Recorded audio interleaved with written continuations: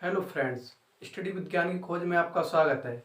आज हम पढ़ेंगे 12th केमिस्ट्री के 4th चैप्टर का topic second order of reaction. क्या पढ़ेंगे बच्चों? सेकेंड ऑर्डर ऑफ रिएक्शन, द्वितीय कोटि की अपक्रिया। ठीक है बच्चों, द्वितीय कोटि अपक्रिया बच्चों समझने के लिए तुम्हें पहले क्या आना चाहिए? पहले अभिकारक का वेग लिखना आना चाहिए। क्या आना चाहिए? अभिकारक का वेग।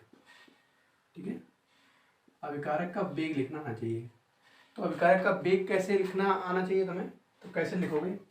मान लो कि बच्चों ये अभिकारक है, रिएक्टेंट, इससे क्या बन रहा है? प्रोडक्ट बन रहा है। ठीक है, कोई रासायनिक क्रिया हो रही है, केमिकल रिएक्शन, उससे रिएक्टेंट से प्रोडक्ट बन रहा है। ठीक है बच्चों, तो इसका अगर हमें वेग लिखना है, अभिकारक का वेग लिखना है, तो हम लिखेंगे अभिकारक की सांद्रता में परिवर्तन।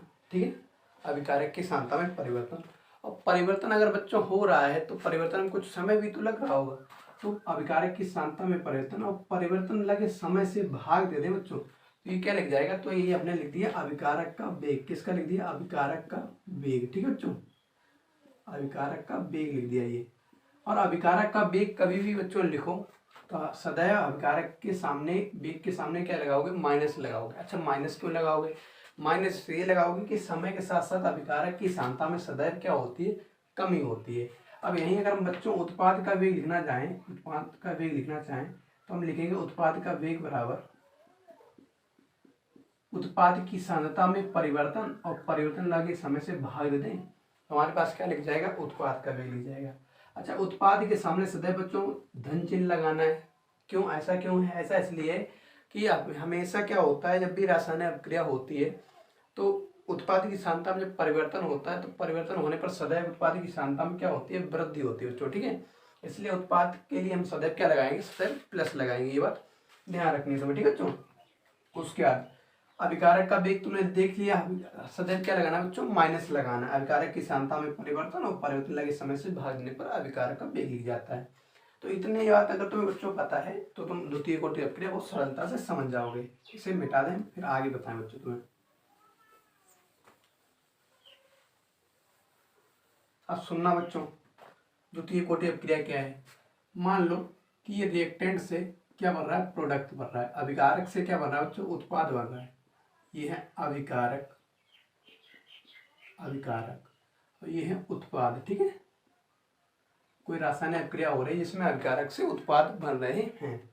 हमने क्या किया? अभिकारक का वेग लिख दिया। अभिकारक का वेग कैसे लिखेंगे बच्चों? अभिकारक की सांद्रता में परिवर्तन और परिवर्तन लगे समय से भाग देने पर हमने लिख दिया अभिकारक का वेग लिख दिया।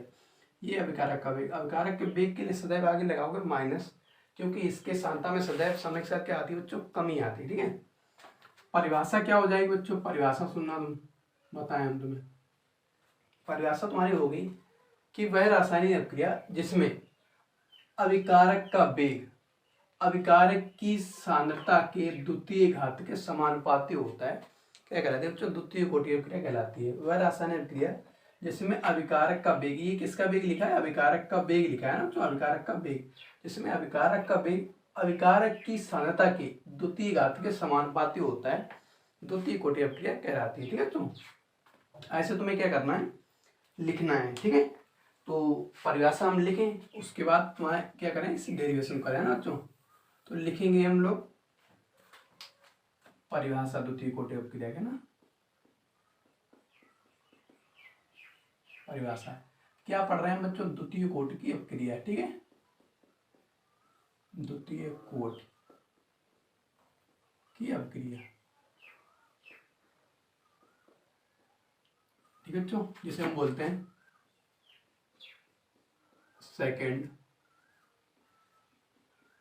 Order of reaction.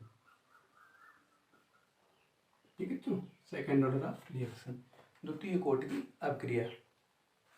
परिभाषा हम लिखेंगे बच्चे कि वह रासायनिक अपक्रिया, वह रासायनिक अभिक्रिया जिसमें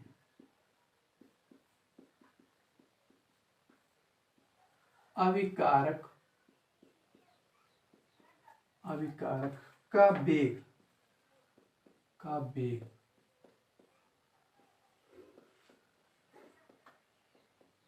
अभिकारक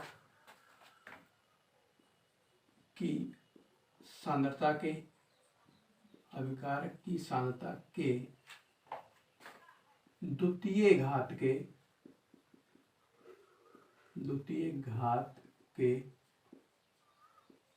समानुपाती होता है। द्वितीय कोटि की अभिक्रिया कहलाती है। क्या कहलाती है बच्चों? द्वितीय कोटि की अभिक्रिया।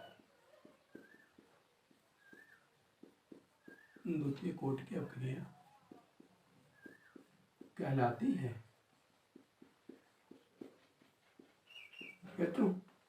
वह रासायनिक अभिक्रिया से अभिक्रिया अभिकारक का वेग क्या हो, अभिकारक की सांद्रता के द्वितीय घात के समानुपाती हो, तो उसे हम नाम देंगे बच्चों द्वितीय कोटि की अभिक्रिया है। ठीक है, ये तो होगी तुम्हारी डेफिनेशन। तो इसे तुम करो बच्चों नोट, उसके बाद हम इसे मिटा, इसे करो बच्चों नोट, उसके बाद हम इसे मिटाएं। कर लिया नोट? मिटाएं इसे ना, नोट करो। तो इसे हम मिटाएं। अब बच्चों करेंगे हम क्या, अब हम करेंगे डेरिवेशन इसका। ठीक है, हमें क्या प्राप्त करना है?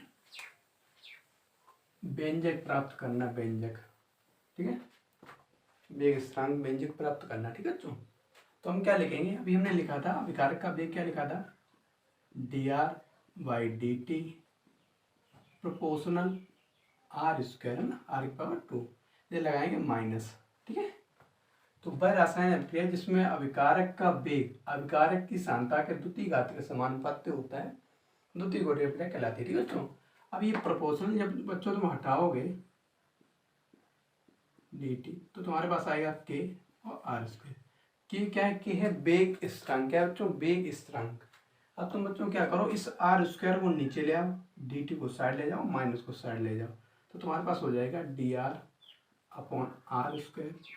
ठीक है, बराबर -k dt, ये हो जाएगा। ठीक है बच्चों, आप क्या करोगे? अब ये r² जो नीचे है इसे तुम क्या करो, ऊपर ले जाओ। जब तुम इसे ऊपर ले जाओगे तो तुम्हारे पास बच्चों हो जाएगा r⁻²। ठीक है, ऊपर बराबर -k dt। इधर तुम्हें बच्चों मान लेना समीकरण 1। क्या मानना? समीकरण 1। समीकरण 1 का बच्चों क्या करना है? समाकलन। तो समीकरण 1 का समाकलन करने पर,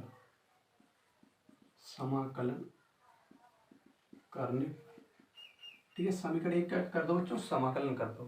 तुम लगाओगे इंटीग्रेशन dr/r² बराबर इंटीग्रेशन -k dt। ठीक है बच्चों, अब जिसका समाकलन बच्चों नहीं हो सकता उसे क्या करो तुम, उसे तुम बाहर ले लो। तुम माइनस का और के वेग स्थिरांक का समाकलन नहीं हो सकता तो इसे बाहर निकाल लो। जब तुम इसे बाहर लोगे तो तुम्हारे पास बचेगा dr/r⁻², है ना, स्क्वायर बराबर -k और बचेगा इंटीग्रेशन dt।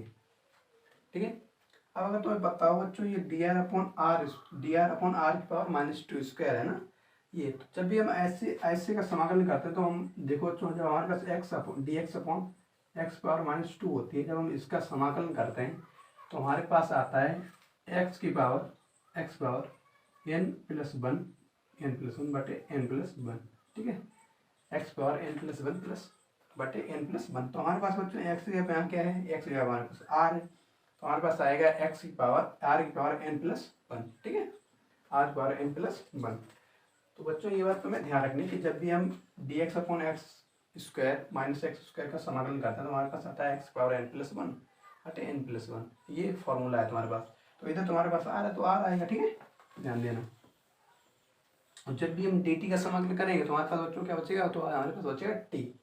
तो इधर देखो, इधर हम जब समाकलन हटाएंगे तो हमारे पास बचेगा r⁻, अच्छा n जो है n संख्या थी, संख्या क्या संख्या हमारे पास है 2 की पावर r⁻−2, तो n हमारे पास कितना है? -2 है ना, तो -2+1/-2+1 बराबर, इधर हमारे पास क्या बचा है? -k और t प्लस c कहाँ से आया बच्चों? c आया ही जो समाकलन स्थिरांक जो है, ये जो हमने समाकलन हटाए हैं इंटीग्रेशन, इसकी जगह हमने क्या रख दिया? c रख दिया। c क्या है? समाकलन स्थिरांक। ठीक है बच्चों, समाकलन स्थिरांक। अब देखो तुम्हारे पास इधर क्या बचेगा? ये -2+1, तो इधर बचेगा तुम्हारे पास r⁻1/, नीचे बचेगा R R one one minus one बचेगा। ठीक है बच्चों, इधर तुम्हारे पास क्या है बच्चों, इधर है माइनस के टी प्लस सी, ये ठीक है।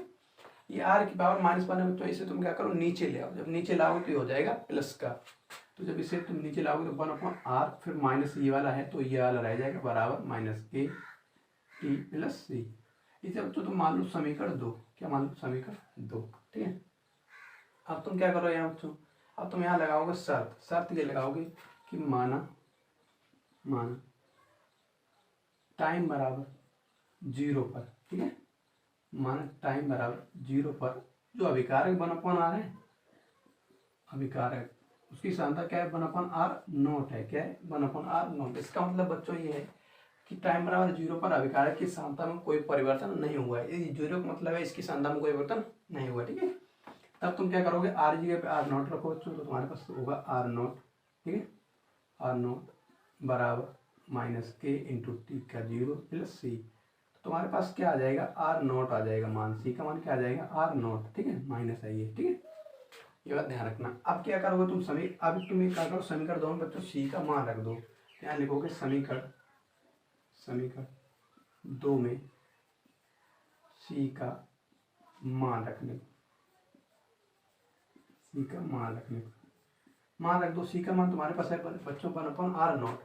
अच्छा, ये माइनस है वो प्लस है, तुम्हारे पास सी का मान क्या है, माइनस है, वो प्लस है, तो क्या है, प्लस माइनस क्या रहेगा, माइनस रहेगा। ठीक है बच्चों, अच्छा तुम लिखोगे वन अपॉन आर माइनस बराबर माइनस के टी प्लस सी का मान क्या है, वन अपॉन आर नॉट, तो इधर लिखोगे तुम वन अपॉन आर नॉट। ठीक है, प्लस माइनस क्या रहेगा, माइनस रहेगा। ठीक है बच्चों, अब तुम क्या करो बच्चों, हम बताएं, इस माइनस के टी को उठाकर इधर ले आओ, तो ये कैसा हो जाएगा, प्लस का हो जाएगा। इस आर को, ये माइनस है, इसे उठा के उस साइड ले जाओ तो ये कैसा हो जाएगा, प्लस का हो जाएगा। ठीक है बच्चों, कैसा हो जाएगा, प्लस का। और ये आर नॉट हमारे पास माइनस हो, तो प्लस माइनस माइनस माइनस क्या रहेगा, प्लस हो जाएगा, है ना बच्चों। तो तुम इधर लिखोगे वन अपॉन के टी बराबर लिखोगे बच्चों, के टी बराबर, नहीं तो हम बच्चों बताएं, ठीक है कोई बात नहीं, इधर ले आओ। तो के टू जब तुम उठा के इधर ले जाओगे, इस पोर्शन को उठा के कहाँ ले जाओ, इस पोर्शन को उठा के उस साइड ले जाओ। जब इस पोर्शन को उठा के उस साइड ले जाओगे तो तुम्हारे पास क्या आ जाएगा बच्चों, तुम मान तो पहले ही रख चुके हो, तुम्हारे पास आ जाएगा आर नॉट, है ना। तो के टी बराबर लिखोगे वन अपॉन आर नॉट, इसे उठा के इधर लाओ तो ये बच्चा कैसा हो जाएगा, प्लस का हो जाएगा, और इसे उठा के उस साइड ले जाओ ना, तो इधर लिखो तुम one upon r not minus one upon r. ठीक है, one upon r not minus one upon r. अब तुम क्या करो बच्चों, हम बताएं, इधर लिखते हैं इसे, टी को क्या करो, नीचे ले जाओ, तो टी को जब नीचे ले जाओ तो तुम्हारे पास हो जाएगा वन अपॉन टी। अरे तुम्हारे पास बच्चों क्या हो जाएगा, इधर हो जाएगा one upon r not minus one upon r. ठीक है, ये तुम्हारे पास क्या हो गया, ये तुम्हारे पास हो गया बच्चों द्वितीय कोटि की अभिक्रिया का वेग स्थिरांक। जो वन अपॉन आर नॉट है, इसका मतलब है कि इसकी सांद्रता में कोई परिवर्तन नहीं हुआ है, परिवर्तन किसी सांद्रता में हो रहा है, परिवर्तन हो रहा है वन अपॉन आर की सांद्रता। ठीक है बच्चों, ये इससे घट रहा है, ये बात ध्यान रखना। ठीक है बच्चों, तो इतना तुम्हें करना था ये वेग स्थिरांक निकालने के लिए। ठीक है, ये तुम नोट करो, उसके बाद हम क्या करें, इस अभिक्रिया का अर्धायुकाल करें। ठीक है बच्चों, इसे नोट करो, नोट कर लो, इससे फिर हम आगे करें।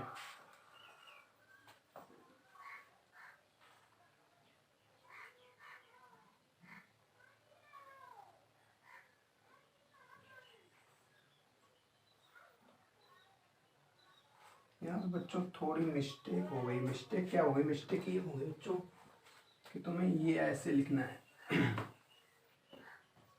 क्या लिखना है तुम्हें, के बराबर वन अपॉन टी।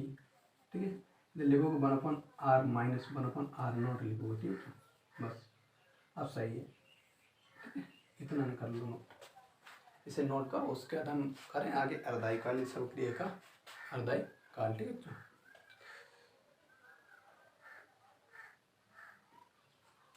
कर लिए नोट, मिटाएं इसे। अभी इस वेग स्थिरांक को बच्चों ध्यान रखना, अब हम आगे चल रहे हैं, इसे मिटा दें।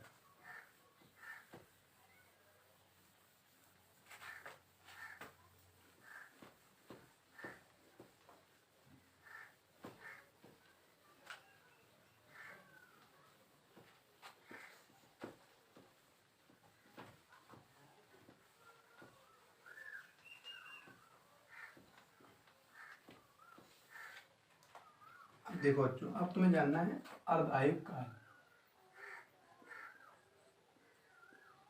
अर्ध आयु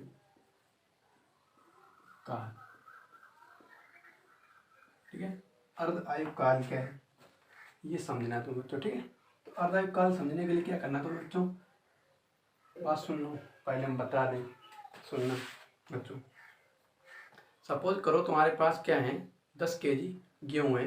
10 केजी गेहूँ को तुमने चक्की में डाला, तो 10 केजी गेहूँ के 5 केजी गेहूँ पिसने में जितना समय लगेगा उसे हम बोलें कि वो क्या है, अर्ध आयु काल, उसका क्या है, अर्ध आयु काल। ऐसे ही जब कोई रासायनिक क्रिया होती है, जब कोई रासायनिक क्रिया होती है तो रिएक्टेंट से प्रोडक्ट बनता है, अभिकारक से जब उत्पाद बनता है, तो अभिकारक की सांद्रता में आधा होने में जितना समय लगता है उसे हम नाम दें कि अभिक्रिया का क्या है, ये अर्ध आयु काल है। क्या बच्चों, अर्ध आयु काल, ठीक है। तो इधर हम यही लिखेंगे कि वह समय जिस पर द्वितीय कोटि की अभिक्रिया, द्वितीय कोट की अभिक्रिया आधी पूर्ण हो जाती है, आधी पूर्ण हो जाती है,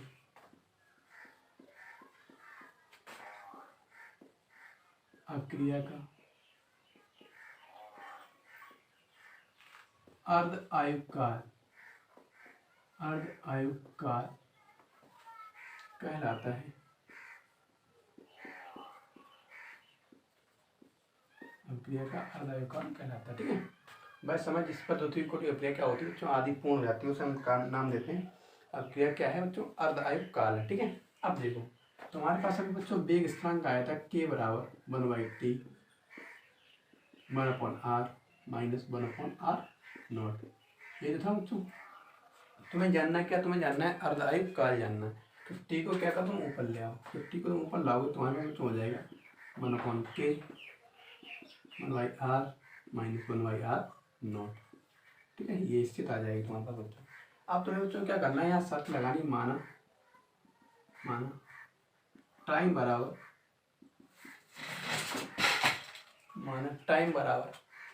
टी हाफ पर, ठीक है बच्चों। अभिकारक की जो सांद्रता है 1/r की जो सांद्रता है वो क्या हो जाएगी बच्चों, 1/r नॉट बाई क्या हो जाएगी, 2 हो जाएगी, क्या हो जाएगी 1/r नॉट बाई बच्चों 2 हो जाएगी, ठीक है। इतनी का ध्यान देनी है। जब तुम ऐसा करोगे तो बच्चों टी की जगह क्या रखोगे, टी हाफ रखोगे, टी की जगह टी हाफ बराबर 1/k, अरे तुम 1/r जब क्या रखोगे 1/r नॉट बच्चों, 1/r not by 2 minus 1/r not, ठीक है। अब इस 2 को बच्चों क्या करो, ऊपर ले जाओ, तो तुम्हारे पास हो जाएगा 1/t बराबर 1/k, इधर हो जाएगा 2/r not minus 1/r not. तो ये बच्चों एक है, ये आधा है, तो एक से आधा माइनस करो, क्या बचेगा, तो आधा बचेगा। तो तुम इधर लिख सकते हो टी हाफ बराबर 1/k और 1/r नॉट, इतना बच्चों तुम क्या कर सकते हो, लिख सकते हो। तो ये तुम्हारे पास ये क्या आ गया, ये तुम्हारे पास आ गया अर्ध आयु काल। इधर चाहे लिख लो टी हाफ बराबर 1/k 1/r नॉट, ठीक है। तो ये क्या आ गया तुम्हारे पास, ये आ गया द्वितीय कोटि अभिक्रिया का अर्ध आयु काल, ठीक है बच्चों। ये है द्वितीय कोटि अभिक्रिया का अर्ध आयु काल। तो अर्ध आयु काल बच्चों कुछ इस प्रकार से करना है, इसे करो तुम नोट, उसके बाद हम बताएं तुम्हें आगे। नोट करो,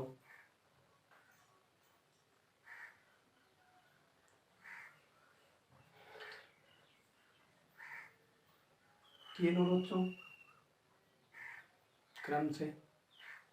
पहले तुम्हें ये बात परिभाषा बच्चों ध्यान रखनी, ठीक है। वह समय जिस पर क्या है द्वितीय कोटि अभिक्रिया आदि पूर्ण हो जाती है उसे अभिक्रिया का अर्ध आयु काल कहते हैं, ठीक है बच्चों। ये बात ध्यान रखनी है तुम्हें। उसके बाद ये नोट करो,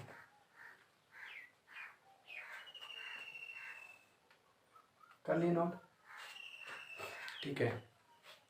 अब मिलेंगे बच्चों अगले वीडियो में, तब तक हमारे वीडियो को लाइक करें, शेयर करें एंड अपने दोस्तों के पास क्या करें, अपने दोस्तों के पास शेयर करें एंड हमारे वीडियो हमारे यूट्यूब चैनल को क्या करें बच्चों, सब्सक्राइब करें। ठीक है,